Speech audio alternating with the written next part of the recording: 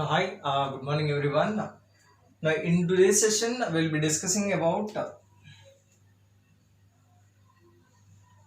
I have already given you what we are going to learn, the objectives of today's video session. So, that is about monetary policy. So, whenever you have this monetary policy, you are supposed to make questions like okay, what is monetary policy exactly, and what are the objectives of monetary policy? And in those objectives, what are the priorities, and how the RBI is going to make suitable policy changes or suitable policies to achieve its goals through monetary policy. So, in the very first session, what is exactly monetary policy? Monetary policy, actually, it can be in the hands of finance ministry or it can be in the hands of a central bank in general context. For example, in Indian context, it is the responsibility taking care of monetary policy is the responsibility of Reserve Bank of India, that is central bank. So it changes from economy to economy. For example, in an economy, a central bank is there, then it takes care of central monetary policy. So likewise, in Indian context, it is the responsibility of Reserve Bank of India, that is our central bank. And before going to this monetary policy, let me explain you the concept of central bank. For example, in United States of America also you have a central bank. In India also you have a central bank. In United States, the central bank is called Federal Bank.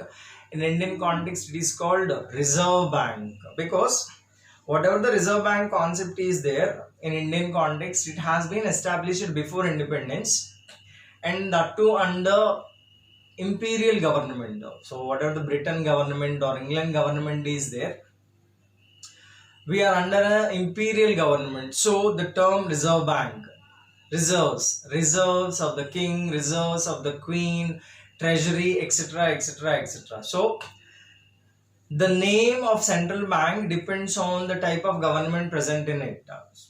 So as it has been established before independence, the name Reserve Bank. In case of United States of America, it has a federal structure.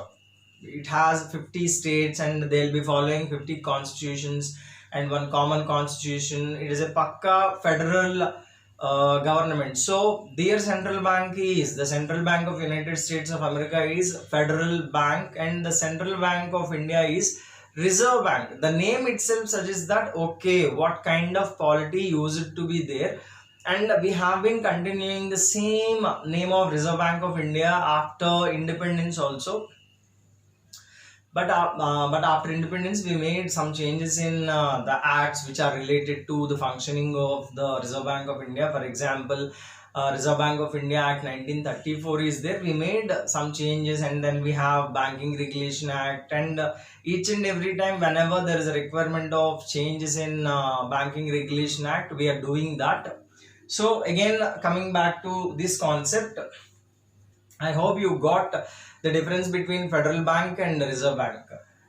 So monetary policy, in straight, it is the responsibility of Reserve Bank of India in Indian context. So in monetary policy, what they are going to do? What is exactly monetary policy? Monetary policy is a policy measure taken by the Reserve Bank of India to control money flow in the markets, to control the inflation, to check poverty issues, to check unemployment issues, to check industrialization issues, and to check foreign exchange reserves issues. So that is monetary policy. So monetary policy, whenever you have this thing, first of all focus on the flow of control in the economy, flow of foreign exchange reserves in the economy, the status of poverty, the status of unemployment, etc., etc. So it is not a single thing which is directly related to monetary policy. For example, in one context, people will say that the monetary policy is a policy measure taken by the Reserve Bank of India to control money flow in the markets through controlling repo rate and reverse repo rate. Don't make that simple. Monetary policy is a huge concept which takes care of flow of money control in the markets, by which it can control inflation, and it focus on poverty also. It takes care on unemployment also. It takes care on IIP, index of industrial production also. And at the same time, it has the responsibility of controlling the flow of foreign exchange reserves also. So whatever the foreign exchange reserves are there in Reserve Bank of India, that has to be preserved. So many concepts are there. Monetary policy is equal to flow of money control plus inflation control plus taking care of poverty, taking care of unemployment, taking care of industrialization, taking care of infrastructure, taking care of or preserving the foreign exchange reserves that are present in India. So that is all about what is exactly monetary policy. So after what is monetary policy is over, the next thing will be related to objectives. So in the first session itself, I have explained you the objectives are money control, money flow control actually, through which we can control inflation. So one objective is related to inflation.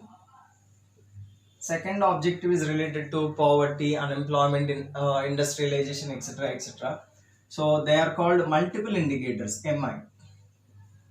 Third one is forex, foreign exchange reserves. So almost what is monetary policy is nothing but the objectives of monetary policy.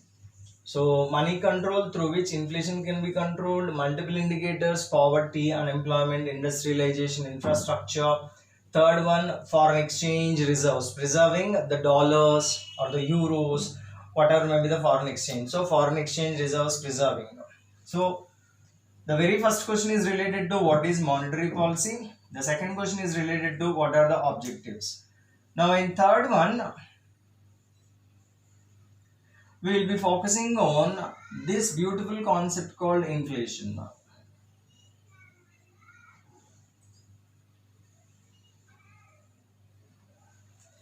Now before going to inflation, let me explain you one thing in detail. India has got independence in 1947, and in 1948 we have our very first industrial policy resolution, and in 1950 we have our planning commission, and in 1951 we have our very first 5-year plan. In 1952 we have our very first monetary policy. So try to focus on this chronological order. We have got independence in 1947, so that's not a big issue in stock point of view. Sorry, in 1948 we have our first industrial policy resolution, first IPR, and in 1950 we have our planning commission, and in 1951 we have our very first 5-year plan. In 1952 we have this monetary policy concept. So keep an eye on that one also, stock point of view also, because in 2018 there are some questions which are related to stock. In 2019 also there is a trend in recent times that some chronological things, some stock, around 10 to 15 questions are appearing since 2016 and 17 and 18 and 19 also. So having a knowledge in stock is not a bad thing. So coming back to this inflation is a concept where everything is related to people and government only. So what I want to say is that the two basic reasons behind inflation are, one is people and the other one is government. For example, if anyone asks you what are the reasons for inflation in any economy, directly you can say that one reason for inflation is government and another reason for inflation is people. So only two reasons you can elaborate with respect to this inflation concept. One reason is people are responsible for inflationary trends and government is responsible for inflationary trends. So in my next video I will take care of inflation concept. Before that, let me sum up. In this session Our objective is to learn what is monetary policy, what are the objectives of monetary policy. I just introduced inflation. I did not explain to you what is inflation. So try to focus on money controlling measures. That means controlling the banking system. First objective. Multiple indicators like poverty, unemployment, industrialization, infrastructure, all will be here. Preserving the foreign exchange reserves with the RBI is the third factor. So 1, 2, 3 are the major things. So this is all about first session related to monetary policy. You can simply say that what could be the title of this video. The title of this video will be what is monetary policy. That's all. In my next session, I'll be going to inflation.